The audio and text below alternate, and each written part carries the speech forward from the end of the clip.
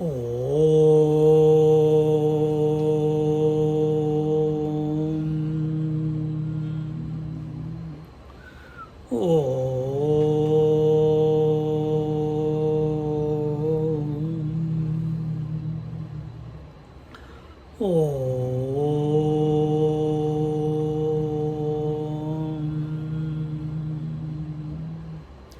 Gurur Brahma, Gurur Vishnu, Gurur Devo Maheshwaraha, Guru Sakshat Param Brahma, Tasmai Shri Gurave Namaha, Tasmai Shri Gurave Namaha.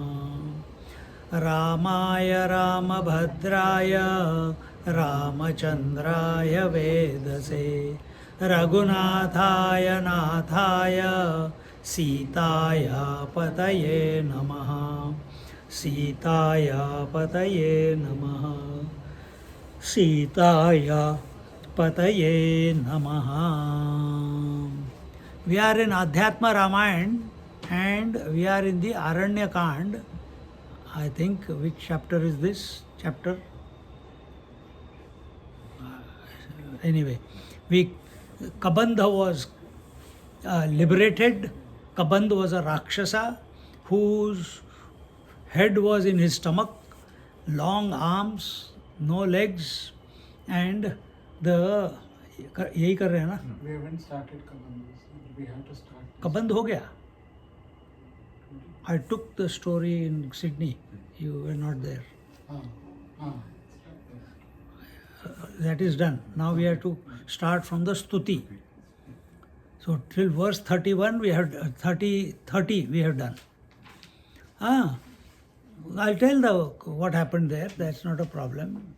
And Kabandha, when he was killed by Ramchandraji, first his arms were cut, and then eventually when he shot the lethal arrow, out of him a Gandharva came, and that Gandharva he is singing the glory of Sri Ram and recognizes that Sri Ram is none other than Lord Narayana, and he says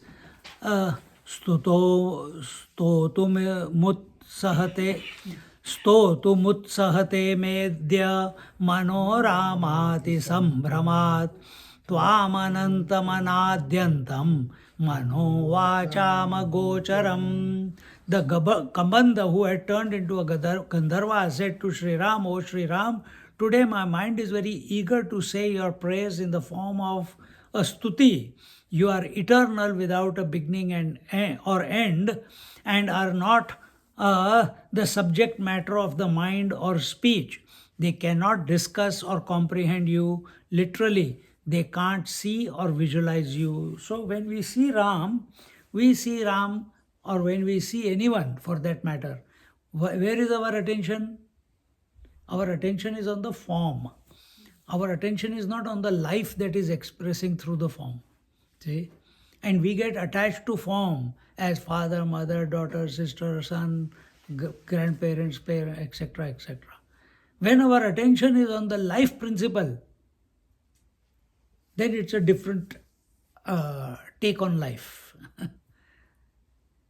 How do you put your attention on the life principle? Can you catch something? If you put your attention on the breath, then your attention is on the breath. It is not on the life. You think somewhere wrongly that only because of breath there is life. Yes, it may support it, but life can be without breath also. See? So what example can we look at where we know something is there, but we are not seeing it? Space, but space is not there only. Oh, you can't see also. You're imagining. Two examples come to mind. One is you see everything through because you have a vision, but you cannot see the vision.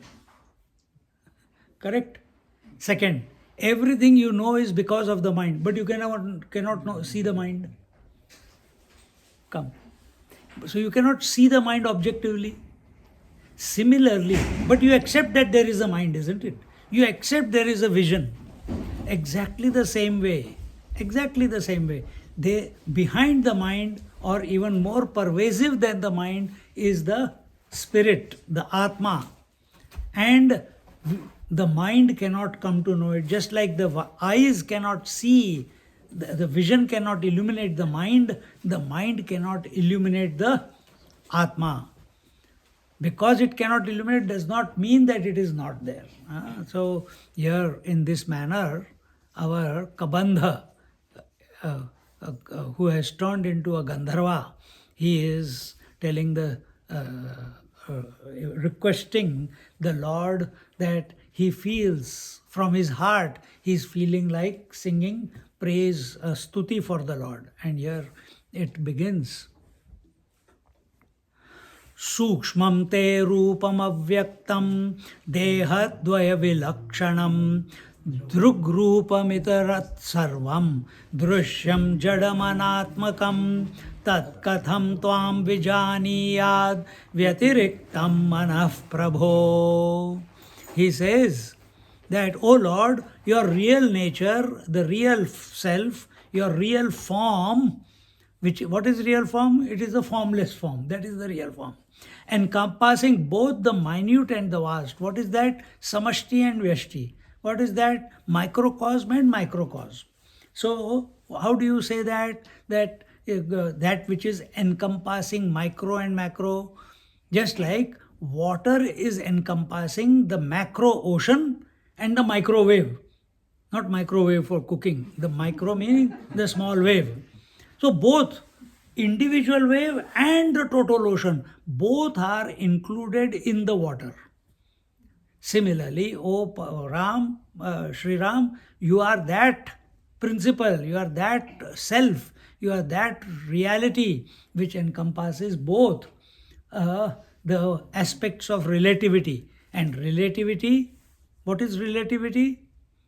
Where there is always coming and going, there is movement. So how do we know relativity? Only by two ways. Samashti, totality, which we call God, and Vyashti, individuality, which we call ourselves, and we see all that. And now continuously we are lost in God, please give me this, God, please give me that. As long as we want something in this world from the totality, you are still in the loop of rebirth. We have to escape that. This fellow has recognized.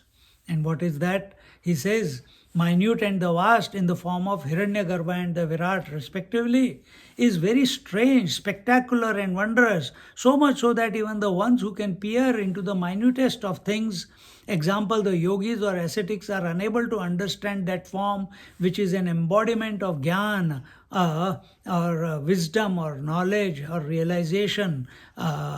Whatever is there except you is dead. Other than consciousness, another word for dead is vocabulary testing. Everything other than living is dead. Another word for dead is inert. Another word, mortal. Correct? So other than consciousness, everything else is dead, inert, mortal. Now find out the quality of the mortality or quality of the inert. What is the quality? What is its attribute? Its attribute is that it is only temporary, it is only finite. It is born in this creation. And if it is born in this creation, it must go out of creation. Now find out that your parents, are they finite or infinite? Finite. Brother, sister, finite. Your house, finite. Your whole world, earth, finite. Because it also came into existence one day. What about the body that you have? Is it finite or infinite? Finite. What about your senses? Also. What about breath? Also finite. What about your thoughts, emotions, convictions? Also temporary, come and go, keep changing. But because all these are changing, There is someone who is knowing that these changes are taking place, isn't it? That one who knows, who is not affected by the change. If you are affected by the change, you are the ego. If you are not affected by the change, uninfluenced by the change of the world, of the body, of the senses, of the breath, of the mind, of the emotions, of the convictions, then you are that pure consciousness. And that pure consciousness is not other than Ram. See how beautiful. And whatever is there except you is dead, lifeless, meaningless, and is anatma. Anatma means other than Atma, as we just explained it. Hence, this mind intellect which is separate from you, how can it even endeavor to know or comprehend you? So these senses, they can never come to know the Atma. Why? Just as we told before, when the senses cannot come to know the mind also, how can they come? Can you see the mind? Can you hear the mind? Can you taste the mind? Can you what is the third? Hear the mind? No, you can't. If you can't do this much, how can you go behind the mind to see the consciousness through the senses? Not possible. So, when we talk about senses, it is these 5 senses plus the mind, 6 senses, and intellect also cannot work it out. It can work out thoughts, it can work out finite, but it cannot work out the infinite. Then why do we study the scriptures? So that we come to this point with alertness where we cannot work out and we stop. And when we are not disturbed by anything, mind is quiet, silent, no thought eruption going on in the mind because you cannot work out anything. It has happened naturally because of your contemplation. Then what remains? Who is there at that moment? Even when there are no thoughts, that is the truth. And that is not other than the consciousness that you are. Buddhyatma bhasayoraikyam jiva ityabhidhiyate buddhyadi sakshi brahmaiva tasmin nirvishaye khilam. Jiva, the creature, is combined form of both the mind intellect apparatus using logic and reasoning, as well as of the divine awareness of the Supreme Soul as it is reflected in the heart as being an image of the Supreme Soul. Just like the sun is reflected in a pot of water as the reflected sun. Similarly, this jiva, this individual soul, what you call, this jiva, this individual is the reflection of the infinite reality, the supreme reality. And where is it reflecting? It is reflecting how was the sun reflecting in the pot of water? So what is the pot here? This body is the pot. What is the water? The mind and the intellect are the water. And there the consciousness is reflecting, and that reflected consciousness is called the jiva. See, for the moment this is enough. I won't go more detail in that than that. And this is happening in everyone, in you, wherever life is expressing, whether it is animal, whether it is mosquitoes, whether it is bees, whether it is snakes, whether it is birds, whether it is devas, asuras, human beings, wherever there is an expression of life, there this principle is being applied. The consciousness is reflecting in the waters of the pot called this body, whatever body it may be. And in this manner, they are akin to the north and south poles of a magnet, but to be a magnet is to possess both the poles. So, what is this?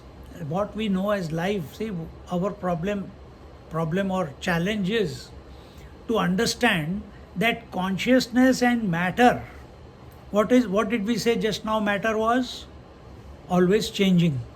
What is consciousness? Never changing. How can that which never changes associate itself, get identified itself with that which is changing? Totally opposite characters.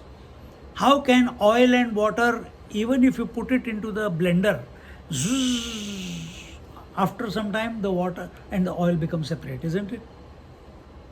Similarly, the truth and the consciousness and the inertness, that means the spirit and the body, they can never come together.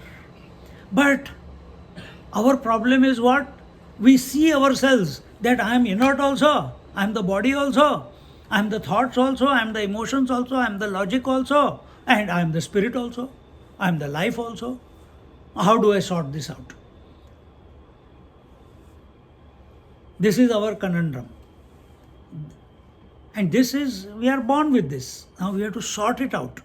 And here it is, the Gandharva is saying that it is an impossible task. What is that? To accept that these both have come together. See? Can sky have blue color? No. But you see blue color, you see rainbow in the sky. Is there mirage water? No. Can you drink the mirage waters? No. But do you see mirage? Yes.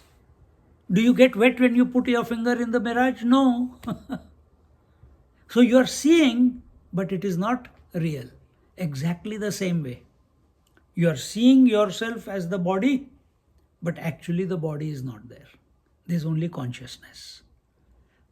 And we have superimposed the reality of the consciousness, the continuity of the consciousness on this body.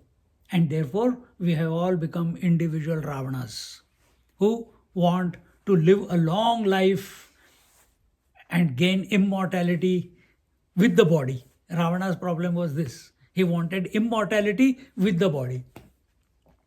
So we go for makeup, we put lipstick, we go for flu injection, we take insurance out. There's so many things we do. Huh? Pedicure, manicure, color the hair, go for exercise, go to Dandenongs, walk, go to the gym. Why? To maintain this body, thinking, what is the thought behind? That I want to extend the life of this body as much as I can, and it is not possible. You are wasting your time. Then what to do? Then what to do? Contemplate on the spirit, contemplate on the consciousness, contemplate on the life principle that is expressing through this body. Here the example taken is, magnet is a magnet because it has got two poles, north pole and the south pole, or the positive and the negative, isn't it? Can you have a magnet without the two? Can you have a magnet without the two poles? But do the two poles make the magnet? Yes, they do. They complete. Without it, you cannot see it. Can you see the north pole and the south pole? No. Similarly, this life is also two opposites. What are the two opposites? Consciousness and matter. So that example, just take it up till there. Don't extend it too much. Why? You can go beyond the spirit and matter to recognize that you are the eternal spirit, that you are the eternal self. It is possible. So here he says, they are similarly, while the mind relies on proof, experimentation, and logic, the Lord can be experienced in the heart but cannot be proved by such physical logic. Nowadays, there is a big wave of we must question everything, we must question everything. You must not question everything. You must have faith. When you question with faith, then there will be answers possible. But if you want to ask questions for the sake of questioning, what is this for? Why is it like that? Who made it? I don't know. First, you have to have faith that there are many things in this life that human being cannot come to know. That this creation was not created by human beings. that this creation came out of that one supreme reality who's playing with himself. Faith. It is Ram Leela, it is Krishna Leela, it is Shiva Leela, it is Shakti Leela, whichever way you put it. But it's a Leela, it's a sport. And when you take this, because the scriptures are saying it that way, now you start inquiring into this Leela from the point of view of the Lord, not from the point of view of individual. From the individual point, you will never come to an answer. And from the Lord's point of view also, you will not come to an answer. Why? Why? From your point of view, why you will not come to an answer? Because your individual is incapable to know the total. In order to know the total, the individuality must dissolve, and in its place, totality or absolute must express itself. If the wave wants to know the ocean, it looks at its source, the ocean, and it stops thinking of itself as the wave, and it merges into the ocean. Exactly the same way. When we think of the Lord, what happens to us? We go into meditation, isn't it? And meditation, do you know you are the body? Do you know whether you are breathing? Do you know whether you are thinking? No, you are so in tune with the divine name or the divine form on your seat of meditation that there is no what do you call bhaan nahi hai. There is no this knowledge is not again and again pricking you that you are the body or you are breathing or not breathing. You're grown beyond the body identification or the sensory identification. See? And this is exactly what happens in the sleep also. In sleep, you don't know you are the body, you don't know whether you're breathing, you don't know whether you have a disease, you don't know whether you are rich or poor, you don't know whether you are hungry or thirsty, you don't know whether you are a husband or son or a daughter or a wife or a what not. Nothing you know. Exactly the same thing will happen when you come to totality also. So individual can never come to know the totality. In order to know the totality, the individual has to lose the individuality. From totality point of view, what is the vision? Why you are searching the totality? Because you feel I am individual and all these are also individual, and you feel you are separate from the totality and you don't want to die, you want immortality, whatever the reasons may be. Maybe it's an adventure. What is the viewpoint from the totality level? What will be the view of the ocean towards the waves? That I am in all the waves and all the waves are in me, isn't it? If he could speak, if the ocean could speak, he will say, all the waves are in me and I am in all the waves, isn't it? See? But what is that vision? That all waves are in me and I am in all the waves. It's a total of all, it's an expression of all pervasiveness. Actually speaking, this statement is untrue because ocean can never say I am in all the ocean, all the waves and all the waves are in me.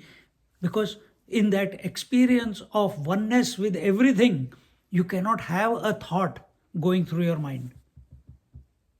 And therefore, the Ishvara also cannot express, we are talking about Ishvara. He can express, he can know the multiplicity as Brahma, Vishnu, Mahesh, the creator, maintainer, destroyer. But as Ishvara, no. Because he alone is all that there is. And in this way, this is my take on it, it's not written here. My little understanding. Both contrary factors exist in nature. The Brahma, the Supreme Soul, is the only witness to the mind intellect, and he is not subject to matter to be discussed or comprehended by the mind and speech, etc.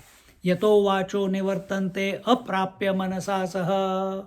Taittiriya Upanishad says the truth, the pure consciousness, the witnessing consciousness is beyond the comprehension of the mind and beyond the words. Words are in your mouth, and the comprehension, understanding, logic, intellectualization, working out analysis is in your intellect. It is beyond, and you cannot analyze, logicalize without words. It is beyond both the words and the logic or analysis. Then why are we studying Adhyatma Ramayana? Why are we studying the Upanishads? Upanishads are saying it is beyond word and mind, or the speech and mind. Then why are the Upanishads considered to be the ultimate knowledge of the truth? Because they are the only such, here also, this Stuti is also similar. Because they are the only texts who, without any ambiguity, bring you to a point where you recognize with your faculties that what you are seeking cannot be worked out by the mind. It is beyond the mind and it is you, in essence. And what is that within you? You as the essence? The witnessing consciousness. What is witnessing consciousness? This example has come many times. I'll keep repeating it. One day it clicks. Witnessing consciousness is that consciousness who knows that every day the waking, dream, and deep sleep have come and gone. You all know it, right? Yesterday also you were waking, yesterday also you dreamt, yesterday also you slept. Day before yesterday also the three states came and went. Because your one experience of the day is waking plus dream plus sleep. That is your one day. And all these three have come and gone every day since birth. Who knows it? Do you? Yeah, I know it. Who is this I? Body cannot say I. The senses cannot say I.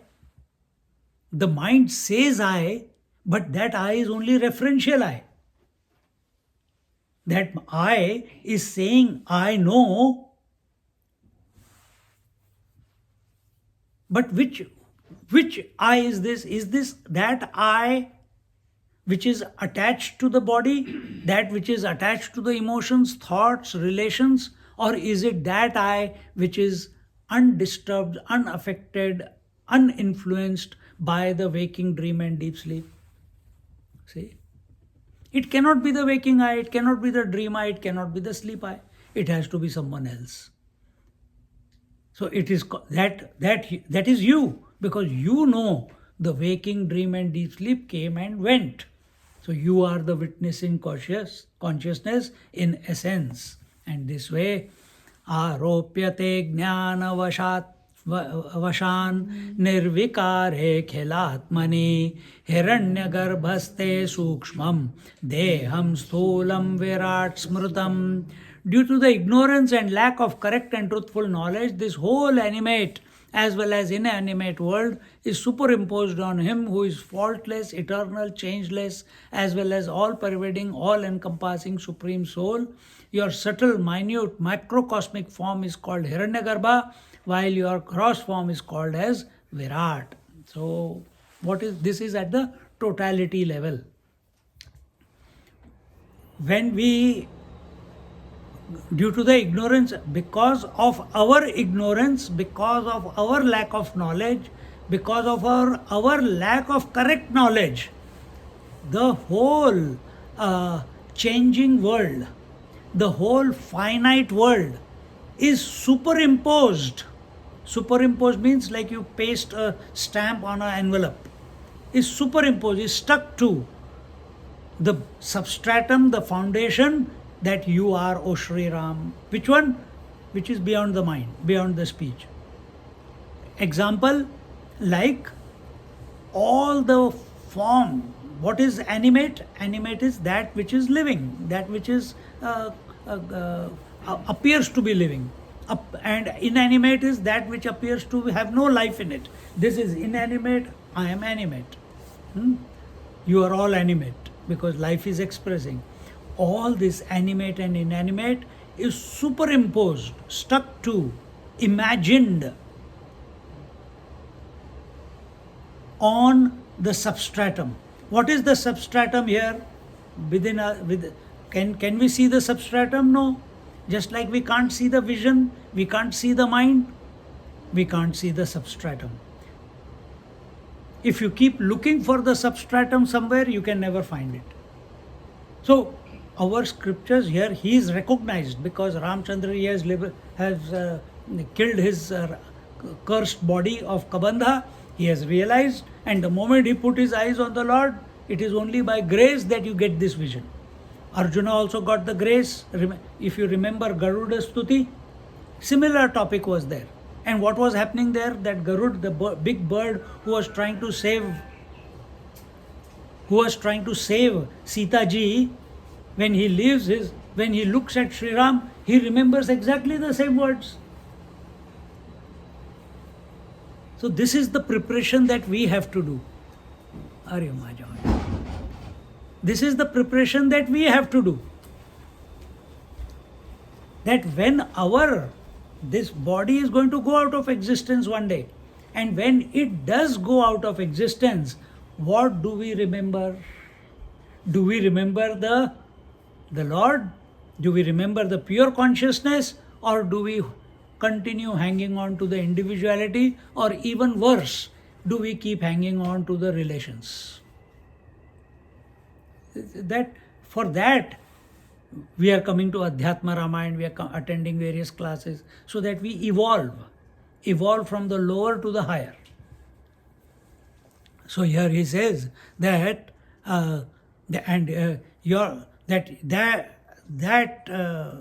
changeless as well as pervading, all-encompassing Supreme Soul, and that Supreme Reality is expressing as the totality. When it expresses as the subtle totality, it is called as hiranyagarbha. Hiranya means gold, garbha means womb. What is that hiranyagarbha? I'll tell you before let me go systematically. What is that hiranyagarbha? As I said, it is a golden womb. What does golden represent? Bright, effulgence. Is life an effulgence? Yes. There is life effulging. There is no effulgence in here. There is effulgence in here, isn't it? So, what is hiranyagarbha? Hiranyagarbha is that where all life in all its forms, not only human beings, in all its expressions, is existing together in unmanifest form. The scriptures give the example, like when you give some sunlight and some water and some soil to a seed, that which was lying in your in your kitchen, in a bottle, you put it out, you take just dhania, coriander seeds, you just put it out in the water, in the garden. Within few days you will see the plants coming out. But if you take it out after 2-3 days, you will see that seed which was so small has bulged. And when it bulges, if you open it, you will see the beginnings of the root and the shoot. So have the root and shoot come out? No, not yet. But inside it is available. Similarly, hiranyagarbha is that subtle expression of the Supreme Reality, where all possibility of life is existing simultaneously in an undifferentiated form. Another example. This is, I don't know if you could understand, but next one. Do all the ornaments exist in an unmanifested form in the gold? Correct. You can make any form out of it. See? But when you have a bar of gold, इसमें तो कोई ornament ही नहीं है, but the possibility of ornament is there, na? Where is that possibility? Similarly, the possibility of a statue is there in every stone. This we have to understand. So totality, that totality at the subtle level, not gross, subtle level is called as hiranyagarbha. When it grossifies, it is called as viraat roop. That viraat roop was what Arjuna saw, or the vision was given to Arjuna. Here it had a form, and that form was encompassing all the aspects of the creation. The sun, the moon, the planets, the stars, birth, death, everything, everything. See? Now, what is happening at the totality level must happen at the individuality level also. So now, if we say subtle, hiranyagarbha is the subtle form. What is the subtle within you? Your body is gross. What is the subtle? Mind. So, is there a parallel to the mind, total mind? Total mind was hiranyagarbha, golden womb. Is there a teeny weeny golden womb here where all life is available in an undifferentiated form? Is it possible in this life? In our in individuality?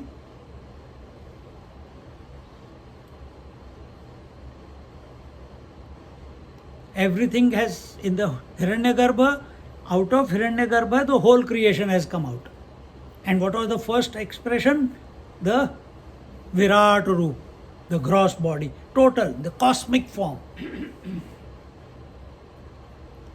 Is there a parallel within you? Have you ever explored it? Waking world is our... Waking world is not subtle body, it is gross body. Waking world is a gross body. We are talking about subtle. Parallel of hiranyagarbha at the individual level. Parallel of total mind in individual is individual mind. Not very difficult to... So total gross body, individual gross body. Total mind, individual mind. See? So if we have a waking, she said waking, we have individual waking, there is total waking. If we have individual dream, there is total dream. If there is individual sleep, there is total sleep. And who are the gods of the waking, dream and sleep? Of waking is Vishnu, of dream is Brahmaji, and of sleep is Shiva. Their names change when we come to individual. The consciousness expressing in waking is called as Vishwa.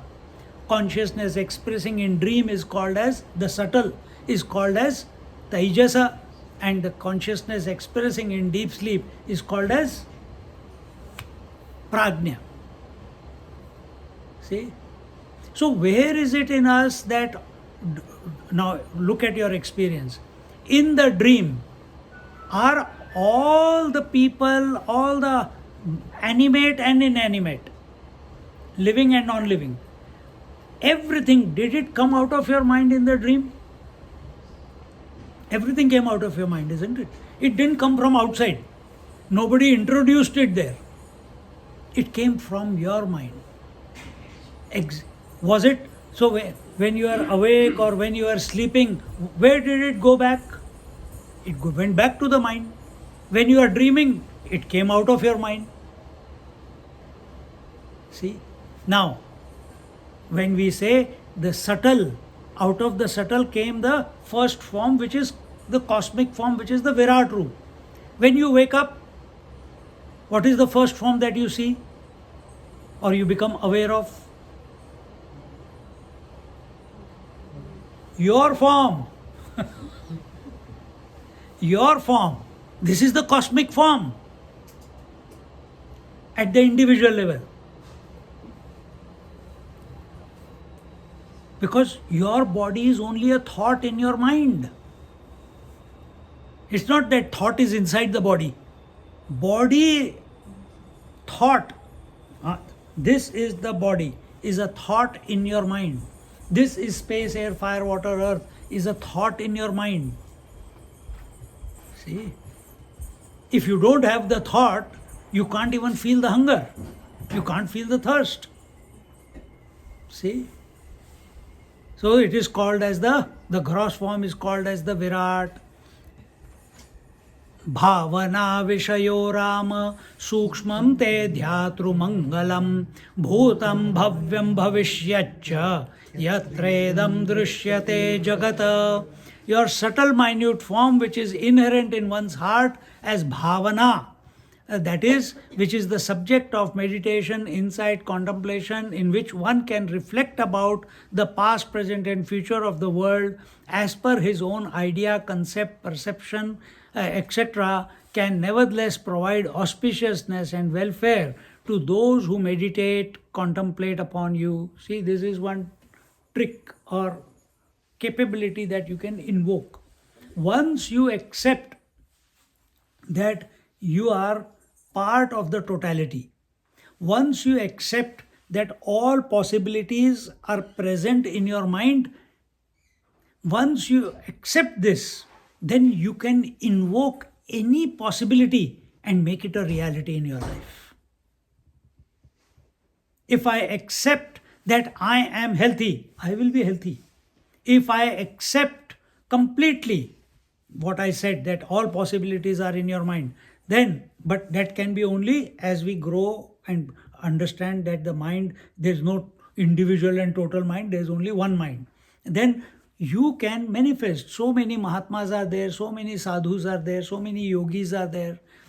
They can make it rain, they can bless you with a child, they can manifest malas, they can create fire, whatever you ask them, they can do so many different things. Why? They do not have the doubt that everything is inherently possible in their mind. Then how do you invoke something from your mind rather than live at its mercy? If you live at its mercy, mind is fickle. Kabhi idhar, kabhi udhar. Should I eat this? Should I eat that? Should I not eat? Should I eat? Maybe tomorrow, maybe no, I ate it yesterday. And in the end, you are totally confused. So what is the way to invoke something out of your mind? Tell, think. Single pointed mind. Huh? Single pointed. Yes, you have to make your mind focused. A focused mind can achieve impossible things in this creation. Oh, but I'm focusing, I'm chanting Gayatri Mantra every day. Not enough. The required focus is required. What is required focus? If you want something, then you have to be focused on it as long as it requires. As long as it requires. And for that, what do we do? Or what are we asked to do? Do japa. Chant Om, chant Ram, chant Krishna, Krishna, Krishna. सारे भगवान है. ओम नमो नारायणाय, ओम गम गणपतये नमः, ओम श्री कृष्णाय नमः. Take any mantra and become focused. What does focus mean? That your attention is not distracted towards anything else other than what you have chosen to or committed to. So if you are chanting Om or you are chanting Ram, you are chanting only on Ram. You are not Ram, Ram, Ram, Jai Shri Krishna, Ram, Ram, Ram, Ram, Om. No. If you are chanting Ram, then only Ram for the continuous. And what is the technology there? This is not the part of this, but I'll tell what is the technology. That when you keep chanting, suppose you are able to, you're chanting for 5 minutes, you sit for 5 minutes. Never chant with the mala. You can sit, but don't try to complete the mala or decide I'm going to do 2 rosaries or 10 rosaries. No.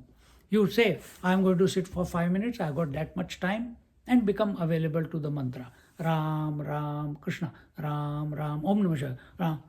So what is happening? Intermittent focus is there, isn't it? This is called intermittent focus. So for 30 seconds you are able to focus on Ram. Then something, maybe, oh, the itch came, or some pain came, or you feel hot, and then again you take away the mind from it, and you again focus on Ram, Ram, Ram. Again for 1 minute you are able to chant Ram.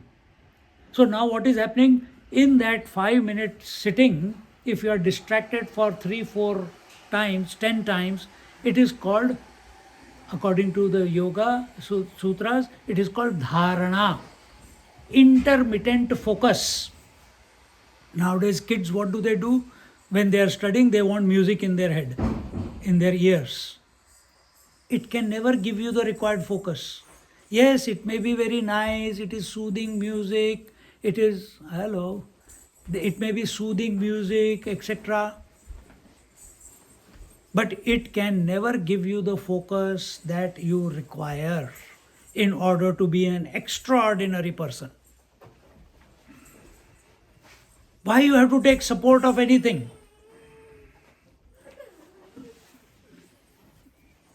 We are taking support of Ram so that we realize, because Ram represents that infinite. So, suppose I am able to chant Ram for 10 minutes now, after some weeks. And in those 10 minutes, my disturbance has become less. So now, only after every 3 minutes, I am getting a disturbance.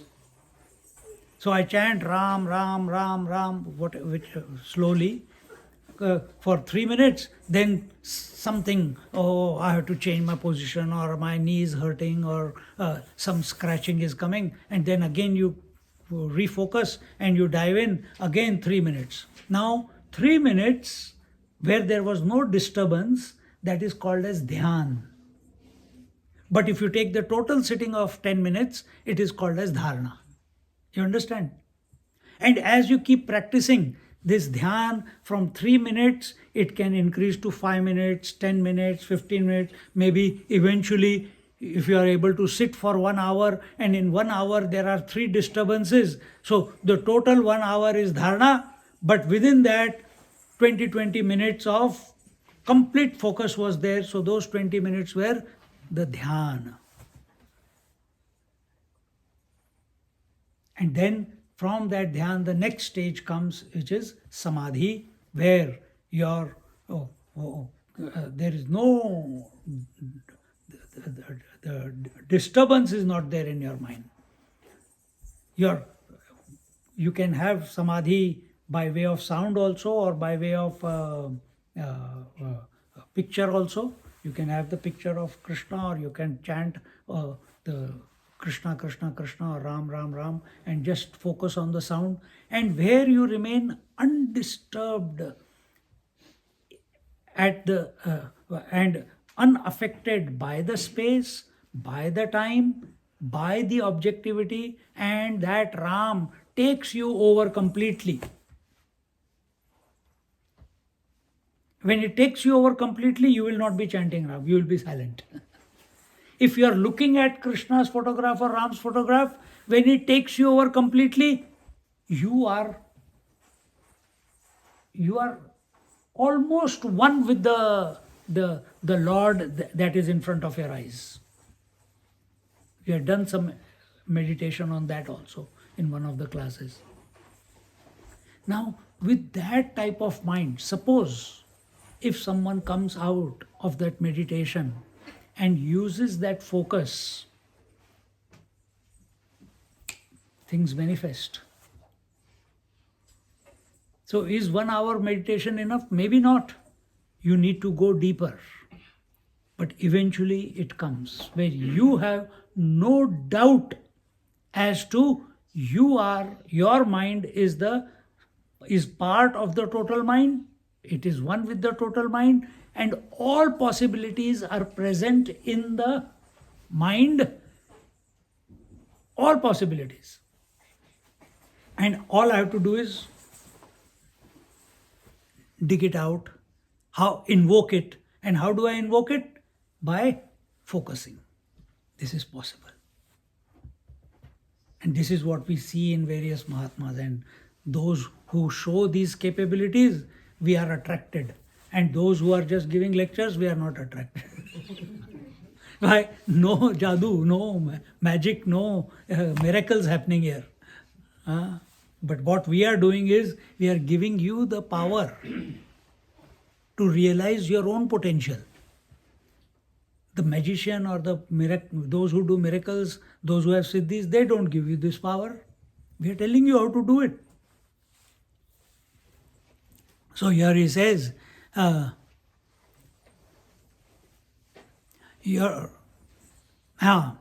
So that is called as bhavana. When we focus with faith, with commitment, with dedication, without a doubt, then bhavana is created. Bhavana is not created by mechanical chanting of Ram Nam. All these in a disciplined manner, in a dedicated manner, without a doubt as to the existence of what Ram is in reality, then bhavana gets created. That bhavana moves mountains. Then when you see that the saints with bhavana, they call and the Lord comes and gives them darshan. He called, Tulsidas ji called Hanumanji came. And the bhavana in Tulsidas ji was to see Ram and Lakshman, and he was missing it again and again. And eventually Hanumanji had to remind, and he was able to see it. That young boy who was waiting for serving his parents but was dedicated to the Lord came to give his darshan, and he said, no, you wait, I'm waiting, taking care of my parents. And he threw a stone. He says, where should I wait? He says, stand on this brick. Therefore he is called Vithala in Pandharpur. So there are many, this bhavana, that Gora Kumbhar who trampled on his own baby and crushed him to death, because of that bhavana was able to bring back the child. But all the limbs were broken, all the body was crushed, mixed in the mud. He was a potter. And yet out of that mud the child came out. Bhavana. No doubt. There what was his? He is not proud of that he has become focused. His commitment is to the Lord. So when you commit and become focused on the Lord Ram Nam, you lose your identity in that focus. That is important. You have to lose your identity. When the wave looks at the ocean, it will look inside. It has to lose its identity. What is its identity? Name and form. That I am an individual. And suddenly it realizes, "Arey, I am the ocean." In other words, where are we? Can nevertheless provide auspiciousness and welfares to those who meditate, contemplate on you. In other words, those who try to visualize or concentrate upon you in their hearts get all the benefits arising out of actual realization. Ananyas chintayanto mam ye jana paryupasate tesham nityabhiyuktanam yoga kshemam vahamyam. Those people who exclusively think of the Lord's name, exclusively means what I just explained, total focus, total bhav. Then the Lord comes and gives you what is required for your further evolution, and whatever you have, because majority of the people, when they say, "Arey, my wife is taking Bhagwan ka naam, and ab mera kya hoga, khana kaun banayega, bachon ko kaun dekhega, everything will come upon me." This is the fear. Sometimes the person who is doing the chanting of the Lord's name also gets these fears. If I am getting absorbed into the Lord, who will take care of everything? This issue comes for everyone. But have faith. Lord is saying, Yoga kshemam vahamyam. Whatever you have, I will take care. I will protect it. And whatever you need, that I will provide. You commit to me exclusively. Ananyas chintayantoma. If you want to worry, you worry about me. Don't worry about the world. Don't worry about your family. I will take care of it. And we have so many stories where the student, the Guru Maharaj tells the student is not doing, he's taking the name, and the khet jo jata hai, the farm has been tilled. Then he says, go and do this. The seeds have been planted. He has not done anything, but it has been done.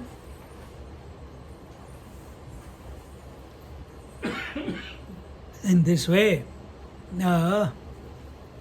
Such persons become aware of the past, present, and the future of this existence. Meaning, you become as a seeker by taking Ram Nam, by taking Om, by taking any divine name. Eventually, you become aware by His grace of all the past, present, and future, not what you were in the past. If you put attention, you will become aware of the past. But what is our importance here? Importance is that I was before also, I am now also, and I will be in the future also. The water was before the wave, during the wave, and after the wave. Similarly, the space was before this house was built, during the house is there, it is there, and when the house is destroyed, the space is still there. Similarly, the truth, the Lord, the Ram, the consciousness is before, during, and after, past, present, and future. So it is the continuous principle. It has never gone out of existence. And that existence is, you call it consciousness, you call it Ram, you call it Atma, you call it soul, it's one and the same thing. That means you are deathless essentially. When you become, when this goes into completely, there's no doubt about your deathlessness, you will become fearless in life. When you become fearless in life, then it's not that you're going to go and stand in front of the train or an elephant. If untoward circumstances come, you will face them bravely. But you will not live in fear. स्थूलेंड कोशे देहे ते महदोदि भिरावृते सप्तभिरुत्तरगुणैः वैराजो धारणाश्रयः त्वमेव सर्वकैवल्यं लोकास्ते वयवा स्मृताः पातालं ते पादमूलं पार्दिष्टव महातलम. Your gross viraat form is established in the vast universe, which is formed essentially by the 7 elements which are progressively surrounded, enveloped, sheet in sequential form by concentric circles. Meaning, there is first there is earth. Earth is surrounded by water. Water is surrounded by fire element. Fire is surrounded by air element. Air is surrounded by. So is space more pervasive than the air? Yes. So water is more pervasive. How much earth is there on this planet? Only 20%. Rest is all water. So more water is keeping the earth, the land. What is keeping the earth and land? The fire element. Fire gives the form. What is keeping the earth, water and fire? The air around the earth, the air element. What is keeping all these 4 elements? What is giving accommodation? The space. If there was no space, these 4 elements cannot exist. What is giving accommodation to space? Say? Mind. Without mind, you don't know there is space. So mind is being accommodated by the space. What is giving space to the mind? The consciousness. And that you are. That you are. The one who is giving space. So out of the consciousness alone, the mind space has come. Out of the mind space only the one thought space came, and that space like a Pandora box opened and air, fire, water, earth, everything came one by one. And then from all these 5 elements, the plants came, the animals came, the human beings came, the food came, the birds came, the reptiles came, the theory of evolution came. See? And that is what is told here. There are various concentric circles. Thus, the universe appears to be an egg-shaped and rounded nucleus shape in which an imagined, conceptualized, or visualized your form. In other words, from which emerges your gross virat body. So, from that Now, in that Virat body is the gross form of the Lord. Hiranyagarbha was the golden womb in which all possibilities were there. See, now what happens? When a Mahatma or a yogi, he thinks in his mind, he's focused. Bhagwan, please give me darshan. Bhagwan, please give me darshan do Bhagwan. आस लगाए बैठा हूँ. और कौन से वो बैजू बावरा का गाना है ना, दर्शन दो भगवान मेरी अखियाँ प्यासी रहे. I am thirsty to see you. I am thirsty to behold you with my own eyes, with my own heart. He's so focused. Dhruv, you know Dhruv. Om Namo Bhagavate Vasudevaya. 3 months he practiced. 3 months. Didn't eat. Didn't stop eating fruits. Then 2nd month stopped eating grass. 3rd month stopped drinking water. And Bhagwan came and gave him darshan. He didn't know what is inside and outside. He was so engrossed in meditation on Om Namo Bhagavate Vasudevaya. He doesn't know how Lord looks like.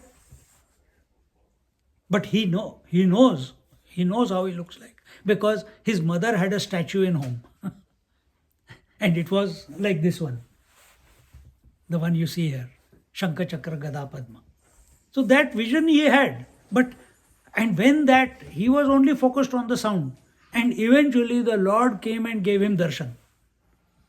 And he thought, oh, Bhagwan has come and given me darshan. My japa, my practice has become successful. And he opened his eyes. There was nobody there.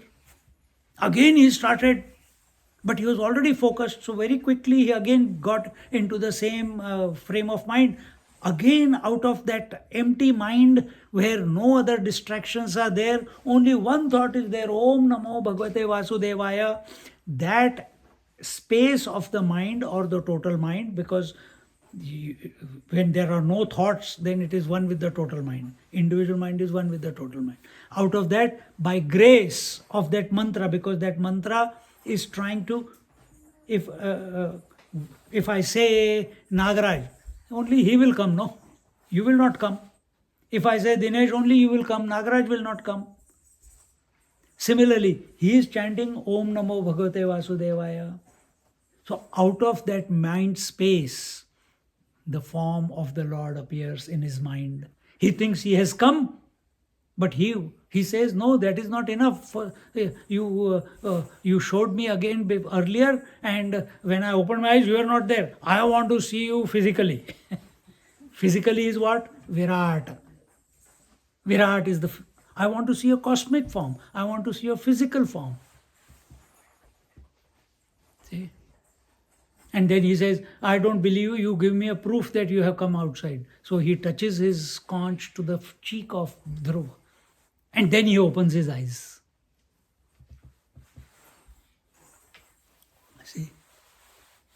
Imagine you getting up in the morning and you find, hey, your body is not there, some other body is there.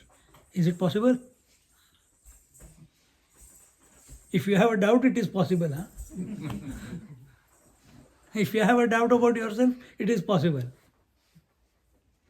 So whatever name you take, whatever imagination or your take on that name, Ramchandra ji should be with Sita ji and Lakshman ji and Hanuman ji, then that vision, that Bhagwan will come and give you in that vision, in that form. If you think Ramchandra ji is the Aradhya of Lord Shiva, then you will see it like that. If you see Ramchandra ji is the great warrior who killed Ravana, then you will see him in that warrior form. He will come and give you darshan in that form. If you see that Hanuman ji, Ramchandra ji is in the heart of Hanuman ji, then you will see the vision of, he will present you in the heart of the Hanuman ji. Whatever you want is possible. But you have to focus. You have to focus. So here, and that is possible in everything in our life. So stop being a complaint box. Stop being a complaint box. Infinite potential is there in your mind. And you are worried, I don't like this, I don't like that. What is there? You eat and shut up, man. I don't like this subject, I don't like that subject. Study whatever comes in front of you and then let nature decide what you are meant for. Today last night, I was listening to podcast of Shashi Tharoor. You know Shashi Tharoor? He was so good in studies, every subject he was passing. And he used to come first in every class. And then when he grew up, he came to year 11 or I think in those days 11. They said, what subject you want? His parents wanted him to become doctor, engineer, IT, this, that, whatever. Not IT in those days. He says, I'm not interested. I enjoy history, humanities. He took arts. In our school, during arts means one of the subject was cooking.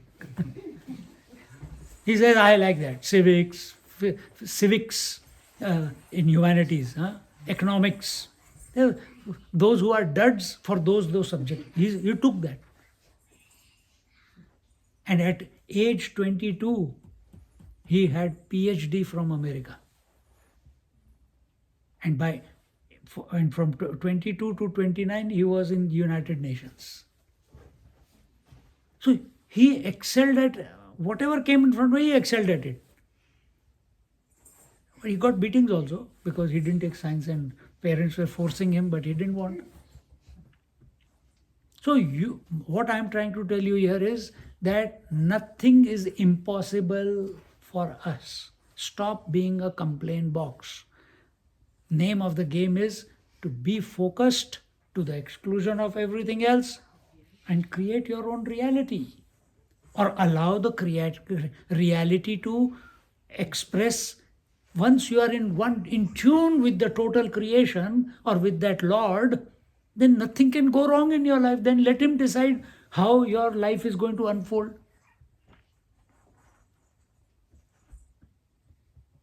See? We struggle in life because we are going against nature. That's why we struggle.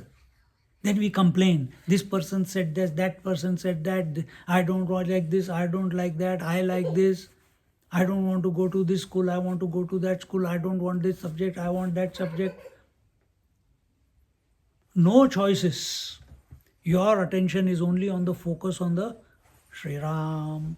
And then, how do you live your life? Whatever comes in front of you, you deal with it. With that focus. That focus is already developed by Ram Nam. Now that focus is utilized to do any job that comes in front of you. If it is washing dishes, you will do it expert, like a pro.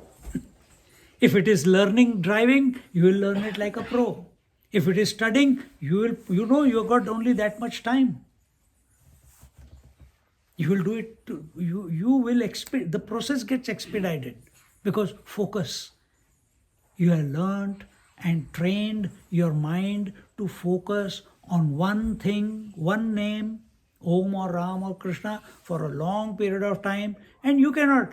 When I have to study, then I have to study. I can't be taking Ram Nam at that time, but that focus is already developed. So I put that focus on any subject. I have to excel because I don't get distracted. Our problem is, why don't we excel? Because we get distracted. See? And this is what is told here. He says, your gross viraat form is established in the vast universe, which is formed essentially. I told you all this. Thus, the universe appears to be an egg-shaped and rounded nucleus shaped, in which is imagined, conceptualized your form in other. So conceptualized. We are because of our programming. What is our programming? This is Narayana. Why can't this be Narayana and this be Ganesha? Why? Because we have programmed. Who programmed us? My parents programmed me. Who programmed them? Their parents programmed them. But how did we get programmed? Because our scriptures tell us so, that Ganeshji is Vakratunda Mahakaya Surya Koti Samaprava. Who is Vishnu? Oh, Shankha Chakra Gada Padma. Pitambaradhari with Kaustubmani and Vanamala with a feather on his kirit. So such is a Vishnu. So we create a form for. Why do we have to think that way only? Because that is scriptures are auspicious. First thing we have faith in our scriptures. Therefore, what our scriptures are telling, we are accepting. These forms have been tested thousands and thousands and thousands and thousands of years. Why should we reinvent the wheel? Why should we reinvent the wheel? When something is working, then just you tune in with that, it will work.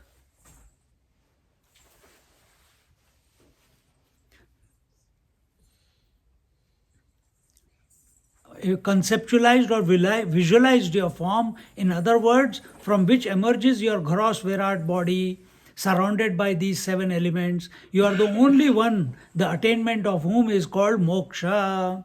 So when we attain to the Sri Ram in his formless or with form, when you say you merge into the virat roop, when we say I want to become one with Krishna, like Mirabai went, Mere to Girdhar Gopal, she went and merged into the statue of Sri Krishna. Where did she go? Reached Vaikuntha. Surdas, where did he go? He went to Saket. That Gaura Kumbhar and all these, where did they go? They went to Vitthal Lok. When we talk about the Sanat Kumaras, they can go into the Vaikuntha and come out. They are at that level. See? You are the only one.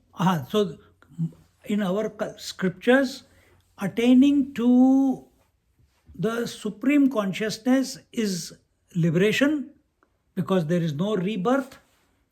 And if you can't understand what is formless and attributeless reality, then that same reality has taken the form of Sri Ram. And when you merge into the form of Sri Ram, that is also liberation, because after that you become one with Sri Ram. Then there is no individual will left. There is no individuality anymore. Once the wave merges into the ocean, it becomes the ocean. Once you merge into the Ram, you are not separate from Ram. That is moksha. Ram knows. What does Ram know? That I am only incarnated at the moment, but actually I am Parabrahma, Paramatma. Ram knows that. Krishna knows that. That's why he could give Bhagavad Gita. Ramchandraji knows that. That's why he gave the Ram Gita and Lakshmana Gita. See? Moksha. All the various lokas are but your fractional parts. So in this Virat Roop, in this gross cosmic form, there are 14 lokas. 7 above and 7 below. What are the ones below? They are, I don't know all the names, but here it is. The Patala, the lower ones, and all these lokas are in this body only. Below the coccyx is the Tala, Sutala, Tala, Satala, Vitala, Patala, and so on it goes. Then comes, at the coccyx comes the Muladhar, that there comes the human, the earth loka. Loka means plane of existence. When you go below, you become very, very material oriented. When you come to human plane, the earth plane, the plane of existence, you have a choice. Asuras have got no choice. Asuras are addicted to wealth, addicted to possession, addicted to whatever is mine, whatever is yours is also mine. And they are very cruel in order to get what they want, because very tamasic. But when you come to the human plane, human being has a choice. He is given whether you want to go the Patal way or you want to go to the Deva way. And if you say, no, no, me, my family, my children, my grandparents, my parents, etc., you will do whatever. You are doing your duty. You will be born again as a human being on this earth. But if you want to go ahead, if you want to evolve, then there is a possibility. You make the choice. You think of Lord Ram, you think of Krishna, you think, and you come to the viraat roop. That is liberation. What is liberation? Now you have got no free will. There is no reason to come back to the earth. But if you do come back, you will not forget that you are one with the Lord. Now you have been sent by the Lord to do His job. When you attain to the infinite, formless, attributeless reality without form, then there is no coming back to the earth plane. When we are in the relative, this is the system. Now choose wisely, focus correctly. Purpose of life is not to become an engineer and a doctor and or anything, any profession. But whatever profession is there, it will naturally, you will have a flair. Like, as much as I want, I enjoy gardening, but I can never be a good gardener like Shri. I can never be a good cook like many of you mums. I enjoy cooking, I make food also, but I can never be as good as you guys. See? So you understand, if I want to keep comparing with you, I want to be like that, I want to be like that. If I focus and put all my, maybe one day I will come, but I wasted my life. For what? For learning how to cook and how to garden. Instead, be in tune with your nature. How do you know what is your nature? Let it express. You will have a doubt-free conviction that this is the way I want to go. How do you come to know which way you want to go? You keep your mind empty. Don't program it with unwanted things. Program it only with the Lord. Then you see the natural flair will come. You think I was born speaking? You think I was born a sannyasi? My parents, when I was in year 12, they said, take science. I took science. Then when I didn't get good marks because our interest was not there. Then with those marks in science, I got into commerce honors in college. Because of the marks, I got into commerce. But I don't understand balance sheet. I don't understand profit and loss. I don't understand debit and credit. I used to go for movies. I'm telling you, this is exactly what happened. And then I said, no, I had to get out of this situation. And I looked for a job, I looked for an apprenticeship. I got it somewhere. I worked there. They sent me to Middle East. I worked there. Then I wanted to study something. Now I had the money, I wanted to study. Then I went and studied in Europe. But all this time, my sadhana was going on. All this time.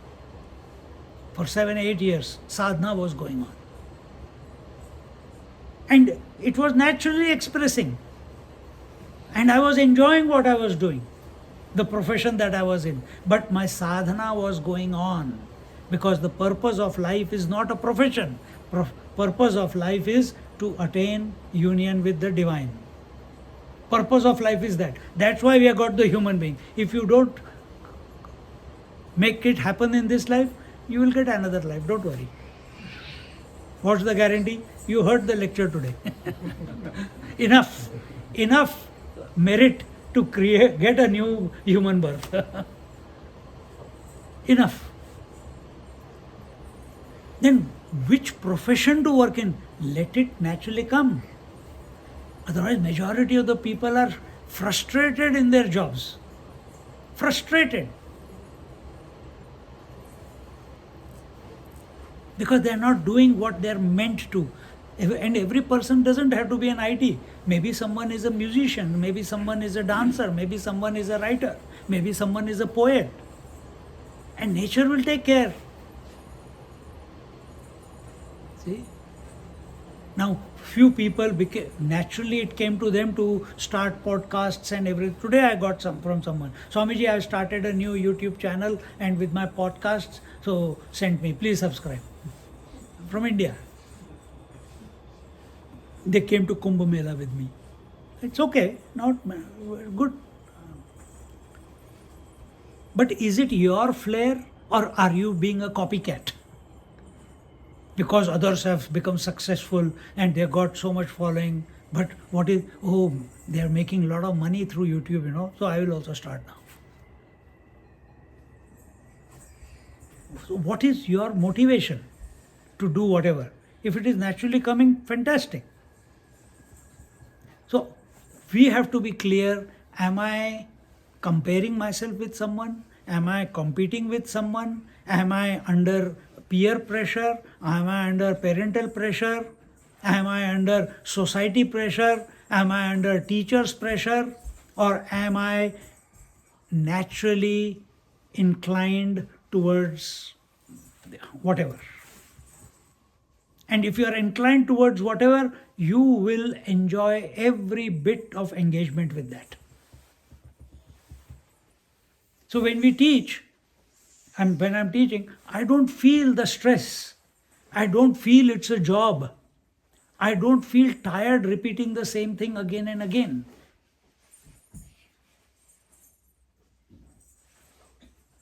And I don't do it for as a job. I do it out of joy.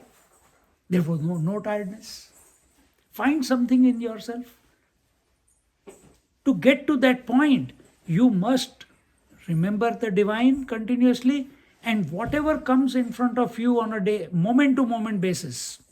After this lecture is over, food will come. Then I have to enjoy food. Right now I'm enjoying this, then I will enjoy food. Then I'll enjoy sleep. Then I'll enjoy getting up at 7 o'clock and taking bath and then giving a lecture on the guided meditation.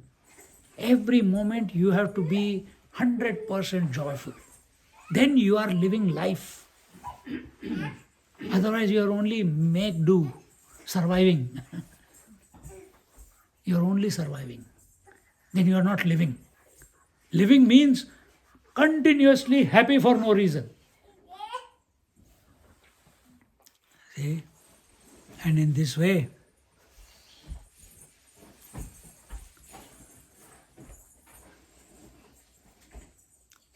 so the higher worlds which I was taking you about, which take you to the viraat, the hiranyagarbha, they are the bhur, bhuva, swaha, maha, janaha, tapaha, satyam. And what about the lower ones? I told you some, but if you don't remember, it's okay.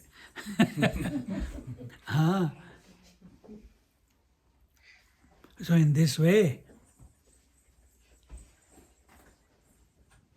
a wise person is he who does not get distracted or confused by the various myriad shapes this combinations produces or presents before the eye of the beholder, but he tries to see the basic elements as being one and the same in the vast diverse universe. Wise man is who? Who does not get lost in this way or that way. His attention is on the water. Wise woman is who? Who does not get lost in, oh, this is 22 carat, oh, this is 18 carat gold ornament, oh, this is a very fascinating looking bracelet, oh, this is a very nice kamarband. Where is the goldsmith's attention? On the gold. Is your attention on the gold? No. Therefore you pay through your nose for the ornament. And when you say, oh, I didn't like it, I want that other one which I liked before, and you go back to sell it, the goldsmith doesn't buy the ornament from you. You paid 30,000 rupees, he will not give you 30,000. He'll give you only 25,000. Whatever is the cost of the gold. You paid for the name and form. He pays you for the element. Name and form does not exist. It's an illusion. It's your imagination. And in this way, and since the creature is also consisting of these 5 elements and is produced by a single cell, that is ovum and a sperm having a single nuclei, it is similar to the vast expanse of the universe. Now think, when conception happens, the sperm and the ovum come together, the single cellular zygote is formed. Zygote is the next stage. Anyway, the nuclei is formed. And one cell, the first cell, becomes 2, then 2 becomes 4, then 4 becomes 8, and exponentially the multiplication keeps happening. And eventually, if you see, first an egg is created out of those cells. It is inside the womb. If you go to the YouTube and you can see it. First a small egg-shaped, oval-shaped piece of flesh is there, or mass is there. Out of that, slowly, a tortoise is created. See, elliptical. The golden womb is like an elliptical shape. Similarly, fish is also almost elliptical. Similarly, this baby in the tummy of the mother is also elliptical. Then out of that, tortoise. Tortoise is slowly, little bit arms, little bit legs, little bit head comes out. What is the quality of tortoise? That it can remain in water also, and it can remain in land also. Then after that, slowly, it becomes what is the next form that the baby in the tummy gets? No, first it is a reptile, sorry. From the womb, the egg, it becomes a reptile. From the reptile, it becomes a tortoise. And then slowly, out of that one cell, all this has happened. And eventually, a full child is born. With the brain, with the senses, with the physiological functions, with the bones, with the flesh, with the dermis, epidermis, with the blood flow, with the nerves, everything. The neural networks in the brain, all that came from one cell. Exactly the same way. Out of that one water, all the oceans and all the waves came. Out of that one consciousness, the whole universe has come. Out of that one egg, the whole viraat roop has come about. The cosmic form has come about. Understand the principle. Don't get lost in the periphery. Understand the principle. Once you understand the principle, nobody can shake you. The consciousness, which is the essential principle supporting the individual in the macrocosm. So, I have already explained to you, Brahmaji in the total, Tejas in the individual. Consciousness at the total waking dream state is called Brahmaji. Consciousness at the individual dream state is called as Tejas. Consciousness expressing at the total waking state is called as Vishnu. Consciousness at the individual waking state is called as Vishwa. Consciousness at the total deep sleep state is called as Ishvara. And consciousness at the individual deep sleep state is known as Prajna. What do we mean by this consciousness? That consciousness which is not attached to anything. Vishnu, Brahma, Vishnu, Mahesh, they are not attached to anything. The consciousness here, when we are talking about Vishwa, Taijasa and Prajna, it is not attached to the body. It is a natural expression. If I put pot of water in the open space, the sun will reflect. I cannot stop it from reflecting. So that reflected sun, which is a natural phenomena, is the consciousness, is a reflection of that consciousness. Then what is ego? That reflection, thinking that it is the pot and it is the water. And then it starts looking for immortality. Or starts having doubt. All bullshit begins after that. See, can that reflected consciousness get identified with the pot? Not possible. Can it get identified with the water? Not possible. Why? It is not there in the first place. Only original is there. Similarly, wave is not seen, but actually is not there. Ornament is seen, but actually is not there. This you click about everything in life. About your body, about everything in this creation. Everything is seen, But don't get lost in what you see. See, hear, touch, feel, taste, imagine. Just, how can I do that? It is very difficult. Don't you see the whole world in your dream? But when you wake up, don't you forget it? Can you go back to your dream? No. Every day it is happening. Do the same practice in the waking also. Tomorrow, Mummy, oh, I'm your mummy. Who are you?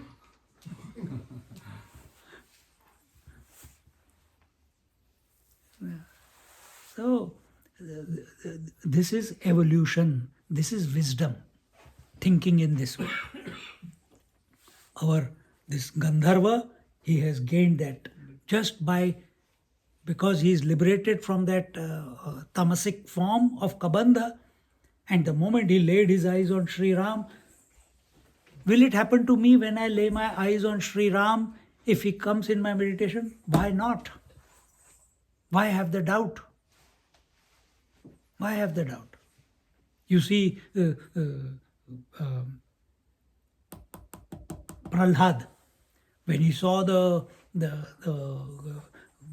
half lion, half man form, everyone was afraid. All the gods were afraid. He was not afraid. Why? My Lord has come.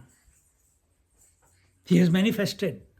He was not even an iota. Lakshmi got afraid of her own husband. He did not get afraid.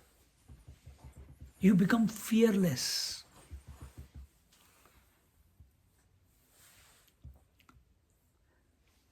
And in this way,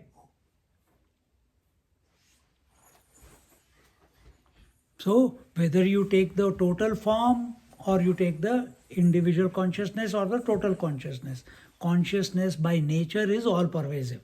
You have created, because you accept you are the body, so you have created individuality and totality. It is in your imagination. It is in your imagination. You have to sort it out. But so Bhagwan, Ram is in my imagination? Yes. Then what do? Take the Ram Naam and realize. Don't feel guilty. How can I imagine Ram? Ram is the truth. Yes, he is the truth. Then accept it as the truth. See what truth means. That he is continuous, that he is never decaying, anagha, that he is all pervading, that he is one without a second, that he is never born.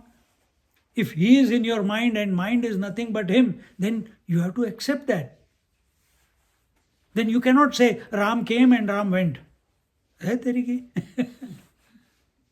Ram came into this creation and he went out. Then you are झूठ बोल रहे हो तुमने भगवान को भी अपने जैसे बना लिया. वो आया और चला गया. हो गया ना? करेक्ट और नॉट? सो रसातलं ते गुल्फौतु तलातलमितीर्यते जानुनि सुतलं राम ऊरुते वितलं तथा अतलं च महीराम जघनं नाभिगं नभः उरस्थलं ते ज्योतिषिं ग्रीवाते मह उच्यते. Now he's talking about the lower worlds. I told you, no, Tala, Tala, Tala, Rasatala, etc. So what are the names is given here. O Sri Ram, Rasatala, the sixth lower world, the hell, the underworld, is your ankle joint. Then Talatala, the fourth layer, is the heads filled with molten plasma, is your kneecap, while the Sutala are your thighs, and Vitala is the strata of the earth's crust, or and it represents the two large buttocks. Atala and earth are your two pelvic girdles, or the waist area. The Bhurlok, the empty space sky, is your navel. The brilliant Swaralok is your chest region. Maharlok, where the saint sages and ascetics live, that is your neck. And after neck comes the third eye. See the diagram of the Virat Purusha. Then Vadanam, Then Vadanam Janalokaste Tapaste Shankadeshagam Satyaloko Ragushrestha Shirshannyaste Sada Prabho Indradayo Lokapala Vahavaste Dishashruti Ashvinau Nasike Rama Vaktram Te Agnirudahrutaha.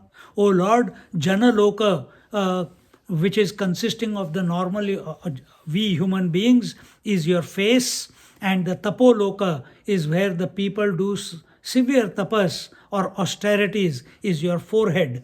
And while the best of Raghu clan, Sri Ram, the Satya Loka, the salvation or the truthful abode of Lord Vishnu, Lord, and from where there is no return, is your head, and in the that is the crown of your brain. If you have read the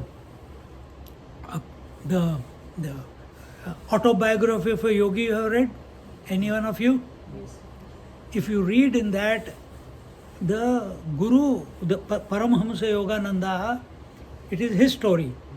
He has written that book, autobiography. And towards the end, he was asked to give a lecture at the Indian Embassy in Washington. And all famous scientists, quantum scientists in those days, atomic scientists, they were called.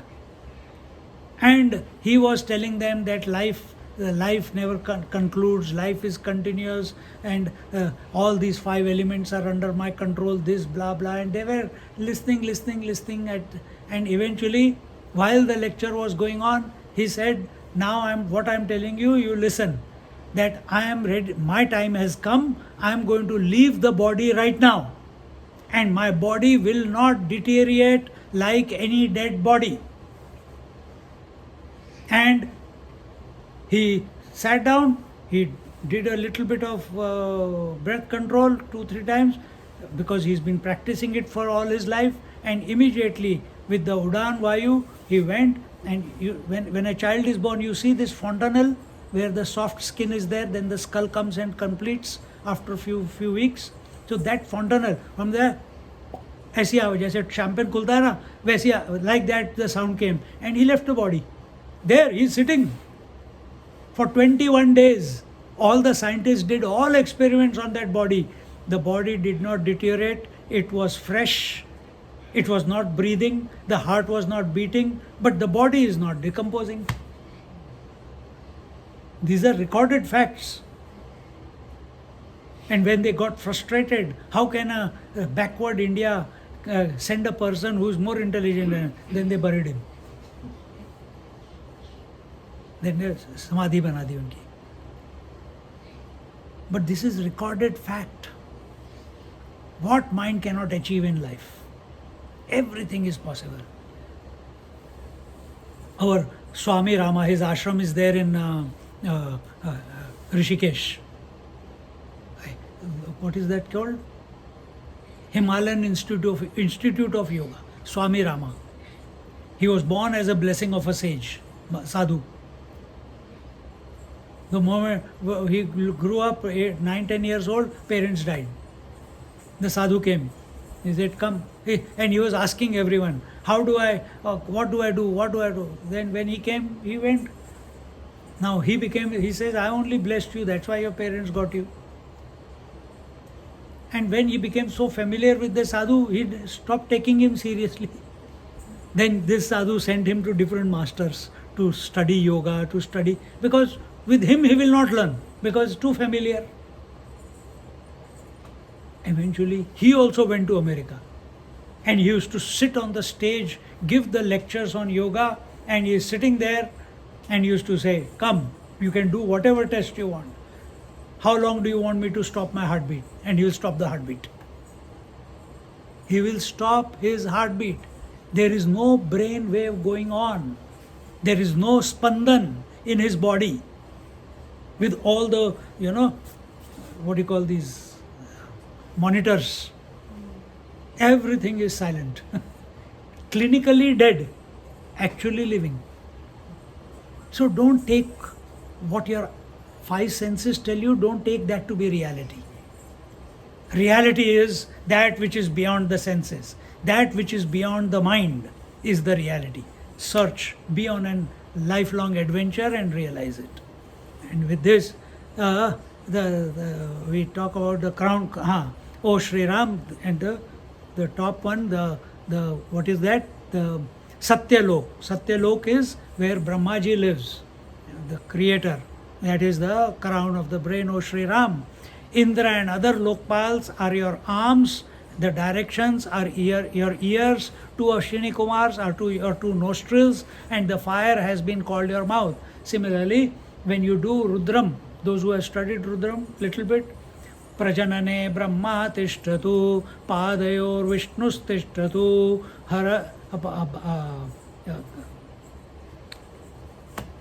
and in this way, the genitals, Brahmaji is staying in the feet.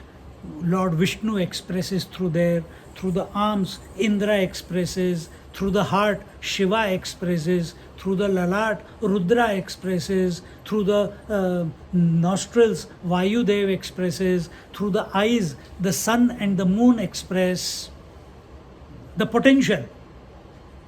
Through the ears, the Ashwini Kumars express. So the entire cosmos is expressing through your body. And when we do puja, we do the nyas, and we remember. When we do Rudram, we chant all this. If you do Durga Saptashati, if you read the first part, all this is there. You remember every part of your body and you invoke the God residing in that part. Because this body is the representation of the total. The water in the wave is the representative of the infinite waters.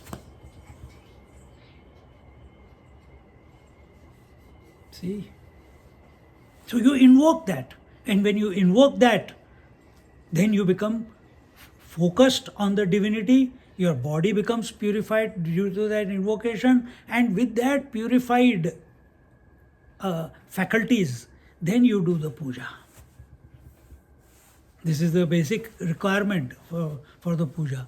So here he says, so all this, for last few verses that we have been seeing, that all these parts, it is not that you and me are separate to each other. We are all part of that one viraat roop. And in that one viraat roop, the feet is the Vishnu, the hands are the Indras, the head is the genitals is the Brahmaji, the Shiva is the heart, and so on. But you can apply it on here. And when you keep thinking like this, before you know, you and the viraat roop are one. Because you are invoking the viraat roop through Ram, through Narayana, through Ganesha, through Sri Krishna, whichever name you take. That's why we have different Puranas. Brahma Puran, in that Brahmaji is the ultimate reality. Vishnu Puran, Vishnu is the ultimate reality. Linga Puran, Linga is the ultimate reality. Shiv Puran, Shiv is the ultimate reality. Devi Puran, Devi is the ultimate reality. This freedom is only available in Sanatana Dharma. You can invoke any god, any aspect of this creation. In other words, everything is nothing but reality. But where are we stuck? We are not stuck on the water, we are stuck on the waves. We are not stuck on the gold, we are stuck on the ornaments. What are ornaments? Which come and go. Gold does not come and go. Waves come and go. Water does not come and go. Words come and go. So don't focus on the words. What these words are indicating, you focus on that. And that is within you, the life, the consciousness, the Ram, the Krishna. With this, we conclude for today. He continues. I have already explained the next verse also, but we'll continue indulging in it in our next class. थोड़ा ज़्यादा लंबा हो गया. Om Purnamada Purnamidam Purnat Purnamudachyate Purnasya Purnamadaya Purnameva Vashishyate. Om Shanti Shanti Shanti. Harihi Om. Shri Gurubhyo Namaha. Harihi Om. Just sit quietly for a moment.